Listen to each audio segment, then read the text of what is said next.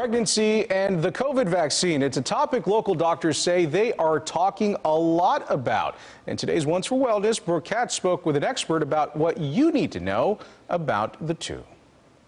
What do we know about the vaccine and pregnancy and safety? In the subset of pregnancies that were reported to the registry in women who had decided to join a pregnancy registry and have a little bit closer follow-up of both their pregnancy and then deliveries and pregnancy outcomes, there were no concerning safety signals that suggested harm or risk due to the vaccine in those women. One of the things that I keep seeing shared a bunch, it's a screenshot of data that's coming from VAERS, and it shows, so-and-so got, a vaccine on this date, miscarried this day. It's maybe 12, 13 names. How important is it to have the context surrounding that? In reality, a pregnancy loss rate is between 10 and 26% in a population, whether that is pregnancies that are recognized or actually unrecognized pregnancies that are lost very early on, what are so-called chemical pregnancies that may only be detected by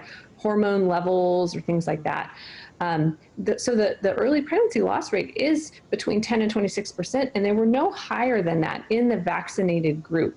So it's important to know the context and the risk level of the group in this little snapshot of a screenshot that might be circulating and give the wrong impression. Does the vaccine offer any protection to the unborn baby? There is the potential, right? We have vaccination in pregnancy is very common, and so we vaccinate pregnant women specifically to protect them from illnesses such as influenza, pertussis, but also to protect the neonate specifically because antibodies that the mother makes can, in many cases, go through the placenta into the baby and help provide protection. So we don't have all that information, but the potential is certainly there, and some preliminary data have detected antibodies. Can you pass the antibodies through breastfeeding?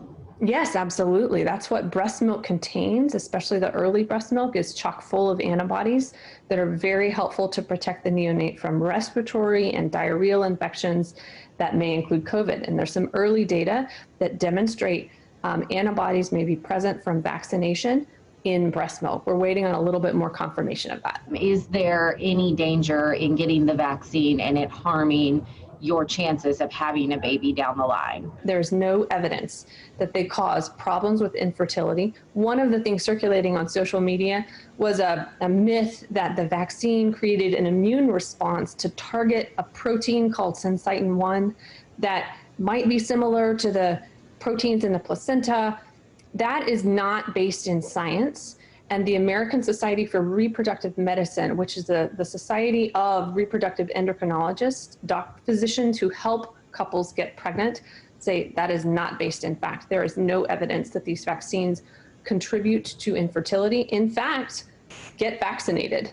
Get vaccinated before you want to get pregnant because it helps protect you and make you healthier in order to avoid complications during your pregnancy. Well, Dr. Adhikari says women in all trimesters have received the vaccine. So at this point, the CDC doesn't recommend waiting until a certain period in time to get one.